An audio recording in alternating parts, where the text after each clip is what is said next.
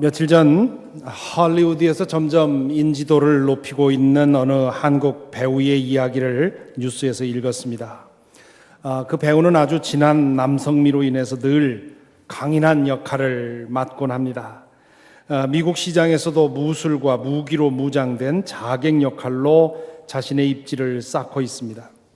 그런 이미지로 볼 때 두려울 것 하나 없는 아주 강철 같은 사람 같은데, 그가 공황장애 패닉 디스오더에 시달리고 있다 하는 뉴스를 읽었습니다.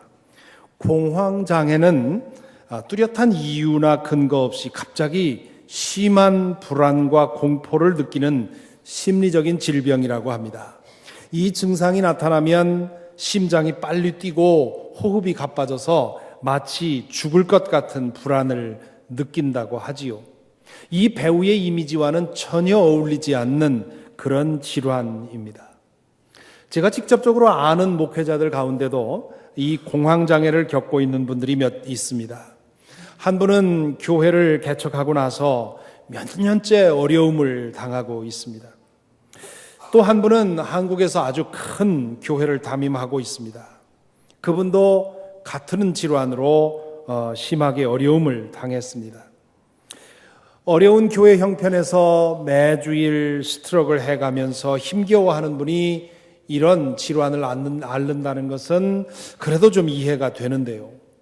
승승장구하는 것처럼 보이는 그런 사람이 이런 질환을 겪는다는 것은 잘 납득이 안 되는 면이 있습니다. 이런 예에서 볼 수 있듯이 공황장애는 누구에게나 올 수 있다고 합니다. 정신적으로 심하게 어려움을 겪는 사람에게만 오는 것이 아니라 성공적인 배우에게도 오고 또 성공적인 목회자에게도 오는 것이지요. 그러므로 그 질환은 그 사람의 나약성의 증거라고 볼 수도 없고 또 불신앙의 증거라고 볼 수도 없습니다. 여러 가지 문제가 얽히고 설켜서 그와 같은 현상이 나타나는 것이지요. 그러므로 혹시 그런 질환을 겪는다 해도 부끄러워할 것도 아니고 하늘이 꺼진 듯이 낙심할 것도 아닙니다. 현대의학과 그리고 기도의 도움으로 지혜롭게 대처하면 또 살 길이 열립니다. 이 불안, anxiety 혹은 sense of insecurity, 이 불안은 현대인들이 가장 많이 겪고 있는 질병이라고 합니다. 그것은 인간의 원죄와 관계가 있습니다. 피조물인 인간은 창조주 하나님 안에 있을 때 진정한 평안과 안식과 안정을 얻습니다. 그것은 어린아이가 어미 품에 안겨 있을 때 느끼는 것과 같은 감정입니다. 그런데 인간이 하나님에게서 떨어져 나왔습니다. 엄마를 잃어버린 아이처럼 인간은 죄로 인해서 창조주에게서 멀어졌습니다. 인간의 근원적인 불안은 그때부터 시작이 되었습니다. 그러므로 이 불안은 인간 누구에게나 있는 그 내면 깊은 질환인 것입니다. 그런데 우리가 처한 삶의 조건과 우리가 선택한 삶의 방법은 이 불안의 감정을 다독이고 해소시킬 수도 있고 잘못하면 그것을 더 자극하고 증폭시킬 수도 있습니다. 불행하게도 현대인들이 처한 삶의 조건과 현대인들이 택한 삶의 방법은 이 불안감을 자극하고 증폭시키는 경향이 있습니다. 지금 우리가 대부분이 경험하고 있는 핵가족의 시스템은 여러 세대가 어울려 살던 대가족 제도보다 불안감을 더 심화시키는 경향이 있습니다. 관계를 더 중요하게 생각했던 과거의 가치관보다 성취하는 것을 더 중요하게 생각하는 현대의 가치관은 많은 사람들로 하여금 불안에 시달리게 만듭니다. 오늘날 물질 문명은 우리로 하여금 더 많은 것들을 컨트롤하며 살 수 있게 해주었는데 더 많은 것들을 내 마음대로 할 수 있다고 하는 상황이 오히려 우리로 하여금 더 불안하게 만들고 있습니다. 저는 우리 시대의 특징을 세 가지로 요약을 합니다. 첫째는 분주함, 비즈니스입니다. 제 기억으로는 제가 자랄 때 20대 전까지만 해도 할 일이 없어서 무료하게 지내면서 빨리 컸으면, 빨리 어른이 돼서 일을 가졌으면 하는 그런 생각을 참 많이 했던 것으로 기억이 되는데, 요즘 아이들은 학교도 가기 전에 바쁘다고 하고요. 또 은퇴하신 분들도 아무 일 없이 괜히 바쁘다고 하십니다. 분주함이 현대의 질병입니다. 둘째는 산만함, distractedness입니다. 분주하게 살다 보니까 마음이 어느 하나에도 집중되지 못합니다. 그래서 눈으로 보는 것과 말하는 것과 손이 하는 것이 각각 따로 노는 사람을 만나는 것은 요즘 그렇게 어려운 일이 아닙니다. 세 번째는 피상성, superficiality라고 하는 것입니다. 분주하고 산만하게 살다 보니까 무엇 하나 깊게 보지 못하고 누구 하나 제대로 만나지 못하고 무엇 하나 마음 다해 하지 못하고 그저 건성건성 매일을 살아가게 됩니다. 이렇게 살다 보니까 불안감이 깊어질 수밖에 없습니다. 허둥대며 밀려다니는 동안 불안감이 더 깊어지는 것입니다. 그래서 어느 정도의 공황장애, 어느 정도의 불안감에 의해 시달리는 것은 우리 모두가 가지고 있는 문제입니다. 그 불안감은 때때로 우리의 마음을 심하게 흔들어서 제대로 판단하지 못하게 하는 그런 문제를 가지게 만듭니다.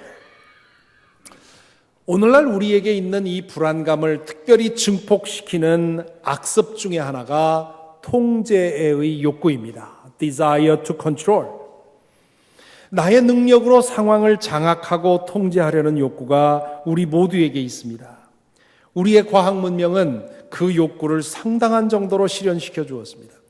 사실 서구 문명의 근본적인 동기는 이 컨트롤 파워를 키워주는 데 있다 해도 과언이 아닙니다. 그동안 개발된 의약품, 기계, 기술 등은 모두 우리가 우리의 상황을 좀 더 많이 다스릴 수 있도록 해주는 도움이라고 할 수 있습니다. 과거에는 감기 몸살에 걸리면 일손을 놓고 휴식을 취했습니다. 그렇게 며칠을 쉬고 나면 큰 문제가 없는 한 회복이 되었습니다. 하지만 일손을 놓고 마냥 회복되기만을 기다리는 것이 왠지 통제당하는 것처럼 느껴집니다. 그래서 이것을 통제할 방법이 없겠는가 해서 약물이 개발이 되었습니다. 상황이 나를 다스리게 하지 않고 내가 상황을 다스리겠다고 생각하고 약물을 먹고는 계속해서 일을 합니다. 그리고 약물을 연구하는 사람들은 그 통제력을 좀 더 효과 있게 만들어주기 위해서 오늘 또 밤을 낮새워서 연구를 하고 있지요. 열심히 공부하는 것도 혹은 자녀들에게 열심히 공부하라고 닥달하는 것도 알고 보면 통제당하지 말고 통제하면서 살 능력을 키우라고 하는 것이지요. 왜냐하면 오늘 이 시대에 실력이 없다는 것은 다른 사람에게 통제당한다는 뜻입니다.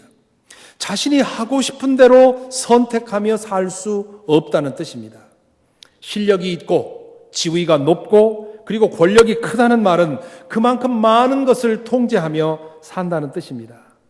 내 마음대로 할 수 있는 영역이 얼마나 커지느냐에 따라서 성공이 판가름 난다고 생각을 하지요. TV를 켜면 온갖 제품과 약품에 대한 선전이 나옵니다. 그 선전의 문구는 다 다르지만 그 핵심 메시지는 똑같습니다. 당신이 지금껏 통제할 수 없던 그것을 지금 이걸 가지면 통제할 수 있다고 말하는 것이지요. 통제할 수 없었던 질병을 이 약을 가지면 통제할 수 있다고 말합니다. 어쩔 수 없었던 노화 현상을 이 약을 가지면 스탑시킬 수 있다고 얘기를 합니다. 그런 선전을 들으면 솔깃해집니다. 통제하려는 욕구가 자극받기 때문입니다. 그래서 사용하다만 트레드밀 하나 없는지 별로 없고요. 몇 번 쓰다만 미용기구 없는지 별로 없지요. 기계의 특징은 고장나는 겁니다. 제가 자랄 때만 해도 고장나는 게 기계의 특징이었습니다. 그래서 기계를 다룰 때는 조심해야 했습니다. 그런데 요즘 만들어지는 기계는 거의 고장나질 않습니다. 제가 설교할 때 이 아이패드를 사용하는데요. 설교를 들으시면서 저 기계가 고장나면 어쩌나 하고 걱정하는 분들이 계시다고 합니다. 그래서 설교 원고를 들고 있다가 문제가 생기면 공급해줘야 되지 않나 그렇게 생각을 하신다는데요. 고장나기 쉬운 기계를 어릴 때부터 경험했기 때문에 괜한 걱정을 하는 것입니다. 요즘 기계는 그런 걱정을 할 필요가 없습니다. 요즘 젊은 세대는 전혀 그런 걱정이 없습니다. 초등학교도 안 간 아이들이 할아버지나 할머니보다 기계를 더 잘 다루는 이유가 여기에 있습니다. 어른들은 조금만 잘못하면 고장날까 두려워서 조심조심 하는데 아이들은 아무 두려움 없이 마구 작동을 하면서 이것저것 배우지요. 그러다가 잘못되면 어떻게 합니까? 리셋 버튼 하나 누르면 다 초기화되어서 처음부터 다시 제대로 작동하게 됩니다. 그렇게 어릴 때부터 성능 좋은 기계를 만지면서 자라다가 보니까 모든 것을 자기 마음대로 통제할 수 있다고 착각하고 자랍니다. 그러다가 통제되지 않는 것이 생기게 되면 갑자기 두려워지게 되고 패닉 상태에 빠지게 되는 것입니다. 이렇듯 세상은 우리로 하여금 모든 것을 제대로 자기 마음대로 통제할 수 있다고 착각하게 만들어줍니다. 내 힘으로 통제할 수 있는 것이 많아지면 많아지는 만큼 행복할 것이라고 오해하게 만듭니다. 실제로 그런 면이 없지도 않습니다. 내 몸에 일어나는 일이든 환경에 일어나는 일이든 내 마음대로 통제해야 할 수 있다 싶을 때 자신감을 얻게 되고 또한 행복감을 얻게 되지요. 운동을 안 하던 사람이 열심히 운동을 해서 운동하는 만큼 힘도 느껴지고 건강함도 느껴지면 그러면 자신감이 차오르지 않습니까? 그렇기 때문에 열심히 운동하는 것이고 열심히 공부도 하는 것이고 열심히 일도 하는 것이고 그리고 많이 모으기도 하는 것입니다. 많이 가질수록 통제하는 것이 더 많아진다고 생각하기 때문에 그렇습니다. 그런데 문제는 언제나 그렇게 되지는 않는다는 데 있습니다. 아무리 실력 있는 사람에게도 통제되지 않는 것이 있고요. 아무리 돈이 많아도 통제할 수 없는 것이 있습니다. 권력이 커질수록 더 많은 것을 마음대로 할 수 있지만 거기에도 한계가 있습니다. 그리고 이런 물질적인 것으로는 절대 통제할 수 없는 것이 있습니다. 관계가 그렇습니다. 요즘 젊은 세대들이 부부관계에서 문제를 느끼는 이유가 어디 있습니까? 그것은 일방적으로 통제가 되지 않기 때문에 그렇습니다. 그렇기 때문에 부부관계에 훨씬 더 문제를 많이 느끼고 있는 것이지요. 내가 통제할 수 없는 상황이 있다고 하는 것을 인정하는 사람들은 그런 상황을 만날 때 훨씬 그것을 트릿하기가 쉬워집니다. 하지만 다 내가 원하는 대로 내가 버튼만 누르면 모든 것이 작동하듯이 내가 통제하고 조종할 수 있다고 믿는 사람들은 그렇게 되지 않는 상황을 만나게 되면 어려움을 당하게 되는 거죠. 지난주에 스포츠를 좋아하는 사람들에게는 충격적인 뉴스가 하나 전해졌습니다. 미국 프로야구 사상 최고의 선수로 인정받은 알렉스 로드리게스가 스테로이드를 복용했다고 하는 사실이 밝혀져서 지금 영구 제명될 위기에 있다 하는 뉴스가 나왔습니다. 이 알렉스 로드리게스는 지금 현재 활동하는 선수 중에 최고액의 연봉을 받습니다. 그것이 벌써 10년도 넘었는데요. 그래서 하도 많은 돈을 버니까 이 사람이 받는 연봉이 어떻게 되느냐 해서 좀 더 실감나게 여러 방법으로 계산을 했는데요. 과거에 나온 어느 통계에 보면 이 사람이 연습 시간 말고 경기 시간에 한 번 배트를 한 번 휘두를 때마다 미국 중산층 연봉 8만 불 정도에서 10만 불 정도의 연봉을 배트 한 번 휘두를 때마다 받는다 하는 그런 계산도 있었습니다. 이 알렉스 로드리게스는 어린이와 청소년들에게 아주 인기 있는 우상입니다. 그런데 그가 왜 이런 위험한 장난을 했겠습니까? 되지 않는 것을 되게 하려고, 내가 통제되지 않는 것을, 내 힘으로는 통제 안 되는 것을 무엇으로든 통제해보려고 힘쓰다가 보니까 그 불안감을 해소하지 못하고 이런 큰 잘못을 범하게 된 것입니다. 오늘 교회력을 따른 성서일과 렉셔너리가 정한 말씀은 어리석은 부자의 비유입니다. 어떤 사람이 예수님께 와서 형제간에 일어난 재산 다툼을 해결해 달라는 청을 하게 됩니다. 율법학자들이 그런 일을 했으니 그 사람은 예수님을 율법학자로 오인한 것이지요. 그래서 예수께서 완곡하게 그 청을 사양하면서 다음과 같이 말씀하십니다. 너희는 조심하여 온갖 탐욕을 멀리하여라. 재산이 차고 넘치더라도 사람의 생명은 거기에 달려있지 않다. 이렇게 말씀하신 후에 비유를 하나 들어주시지요. 어떤 부자의 이야기입니다. 그 사람은 이미 부자입니다. 땅도 많고 재산도 많습니다. 그런데 또 큰 풍년이 들었습니다. 그는 연이은 풍작에 기뻐하면서 어찌할까 궁리합니다. 그러다가 그 결론을 냅니다. 그 결론이 이 독백에 나와 있습니다. 이렇게 해야겠다. 내 곳간을 헐고서 더 크게 짓고 내 곡식과 물건들을 거기에다가 쌓아두겠다. 그리고 내 영혼에게 말하겠다. 영혼아, 여러 해 동안 쓸 많은 물건을 쌓아두었으니 너는 마음 놓고 먹고 마시고 즐기자. 요즘 유행하는 재정 설계의 차원에서 본다면 이 부자는 지혜롭다고 해야 합니다. 누구나 이렇게 하지 않습니까? 수입이 많아지면 더 성능 좋은 차로 바꾸게 되는 것이고 또 더 편한 집으로 이사하게 됩니다. 때로는 노후를 위해서 이런저런 투자도 하게 되고요. 또 연금을 들어놓기도 합니다.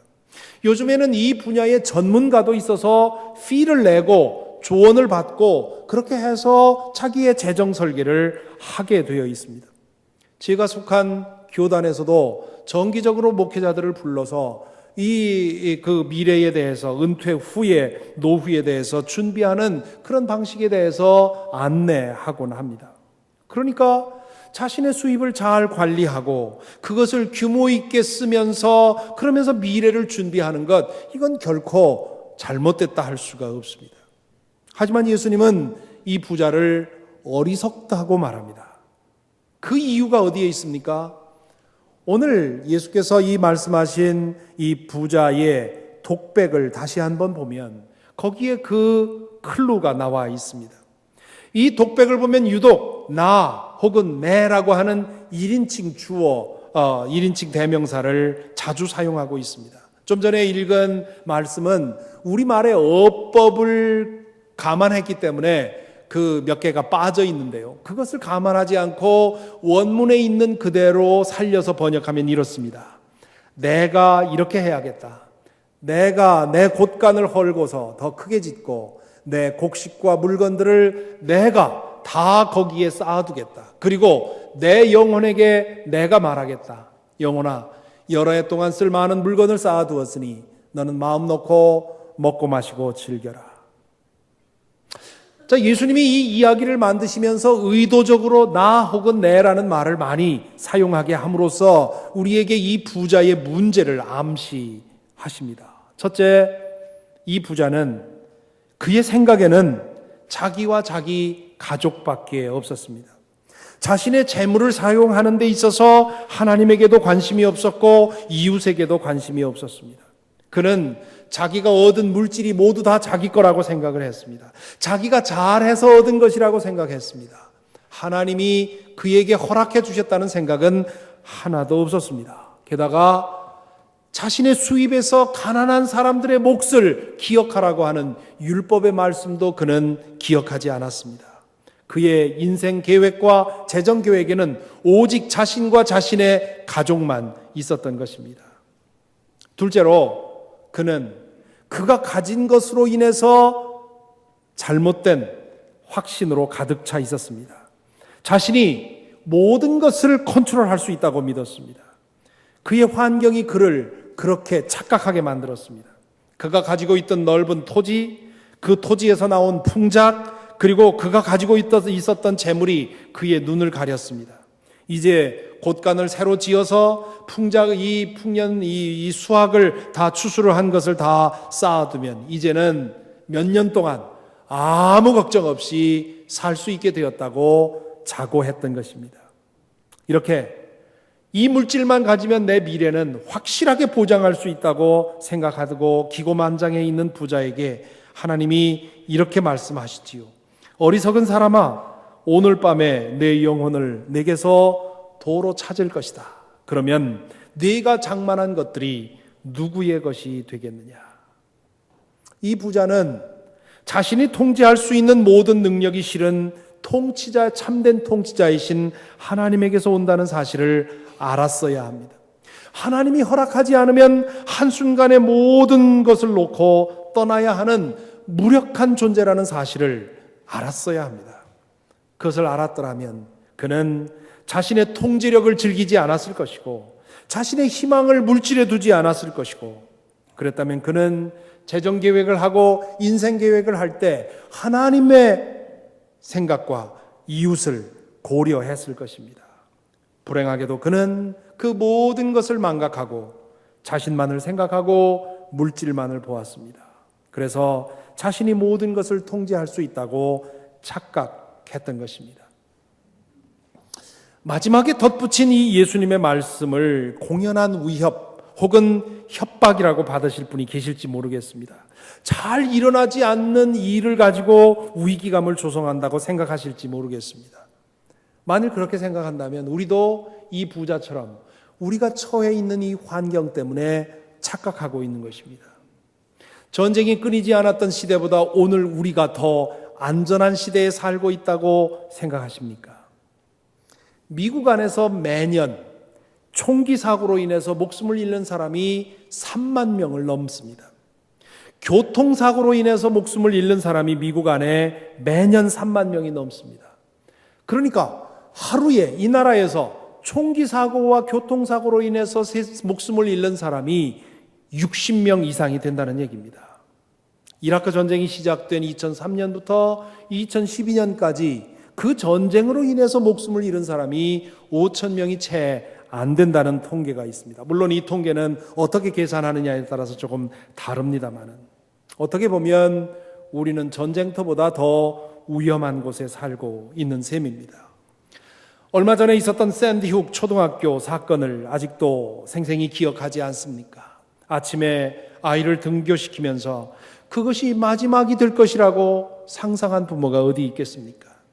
보스턴 마라톤에서 일어난 테러를 생각합니다.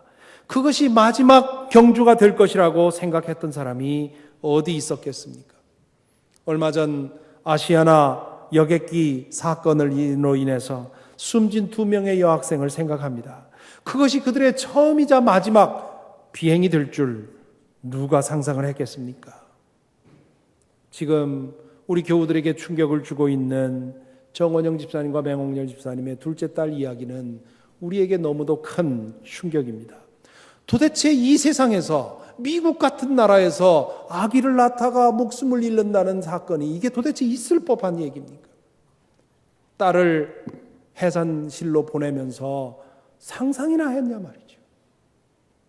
그 딸을 몇 시간 만에 시신으로 만나야 했던 그 부모의 마음이, 심정이 어떠할지 우리는 도저히 상상을 할 수가 없습니다. 내일을 장담할 수 없는 세상에 우리는 살고 있습니다. 상상할 수 없는 일들이 끊임없이 일어나고요. 그로 인해서 사랑하는 사람들이 호련히 우리 곁을 떠납니다. 나에게는 그런 일이 일어나지 않을 거라고 장담할 사람이 누가 있겠습니까? 대통령이라고, 특별한 의학 기술을 가지고 있다고, 혹은 돈으로 내 사방을 둘레둘레 싸고 있다고 해서 안심할 수 있겠습니까? 예수님의 말씀은 공연한 협박이 아닙니다. 2000년 전에도 그랬고 지금도 그렇습니다. 오늘 살아있는 것이 기적입니다. 오늘 잠자리에 들었다가 내일 그 모습 그대로 일어나는 것, 그것이 기적입니다. 때로 우리는 어리석은 부자처럼 자신의 능력으로 모든 것을 통제할 수 있다고 자신하지만 하나님이 허락하지 않으면 아무것도 일어날 수가 없습니다. 내 인생은 내가 통제하는 것이 아닙니다. 하나님이 다스리십니다. 이 세상은 내가 좌지우지하면서 사는 세상이 아닙니다. 하나님께서 다스리십니다. 착각하지 말아야 합니다. 내가 누구인지를 알고 누가 주인인지를 바로 알아야 합니다. 내가 아니라 하나님이 다스리신다는 사실을 알면 우리는 다르게 살 수 있습니다. 나만을 생각하지 않습니다. 내가 아니라 하나님이 다스리신다는 것을 믿기 때문에 내 뜻대로 통제하려고 하는 욕망을 내려놓고 하나님의 손길에 맡기고 순응하는 길을 찾게 됩니다. 질병도 실패도 심지어는 죽음도 하나님이 인도하시는 손길 안에 있음을 믿기 때문입니다. 그렇게 믿는 사람은 내가 내 상황을 통제하기 위해서 악착같이 끌어모으기보다는 그의 인생 계획과 재정 계획을 세울 때 하나님과 이웃의 몫을 배려합니다. 돈보다 더 안전한 것이 하나님에게 있고 이웃에게 있음을 알기 때문입니다. 오늘 비유의 마지막에서 예수께서 이렇게 말씀하시지요. 자기를 위해서는 제 재물을 쌓아두면서도 하나님께 대하여는 부요하지 못한 사람은 이와 같다. 자기만 아는 사람, 자기의 힘으로 모든 것을 통제하려고 몸부림치는 사람, 그렇기 때문에 끊임없이 모으기만 하려는 사람은 하나님께 가난할 수밖에 없습니다. 그런 사람은 이 땅에서 사는 동안 혹시 잘 먹고 잘 살지는 몰라도 끊임없는 불안감에 시달려야 하고요. 그리고 그 불안감을 해소시키기 위해서 끊임없이 더 가지려고 하는 탐욕에 눌릴 수밖에 없습니다. 그래서 하나님께 드리는 것에도 인색하고 이웃에게도 너그럽지 못한 것이지요. 그런 사람들은 마침내 하나님 앞에 알몸으로 서게 됩니다. 하지만 진정한 통치자는 하나님이심을 믿는 사람은 하나님에게 부요한 사람이 됩니다. 하나님을 하나님으로 인정하기 때문이고, 그렇기 때문에 자신의 인생 계획과 시간 계획과 재정 계획에 하나님의 몫과 이웃의 몫을 생각하기 때문에 그렇습니다. 사랑하는 성도 여러분, 이 시간 잠시 우리 자신의 삶을 돌아보십시다.